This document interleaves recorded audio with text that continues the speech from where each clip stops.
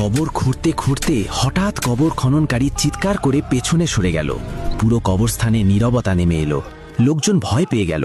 তারা বলল, কি হয়েছে? কোনো সাপ বেরিয়েছে নাকি? কাঁপতে কাঁপতে সে বলল, না, সাপ নয়, এই শুকনো মাটি থেকে গোলাপের সুবাস ভেসে আসছে। সবাই বিস্মিত হয়ে গেল। মৃতদেহ তখনও ঘরেই ছিল, কিন্তু খালি কবর থেকেই সুগন্ধ ছড়াচ্ছিল। সবাই দৌড়ে সেই লোকটির বাড়িতে গেল।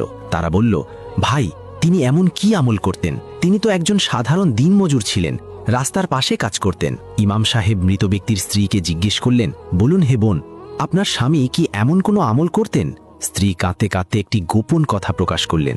তিনি বললেন, আমার স্বামীর তেমন কোনো আমল আমার চোখে পড়েনি, কিন্তু তিনি কাজ করতে করতে, চলতে ফিরতে তার ঠোঁট সবসময় নড়ত।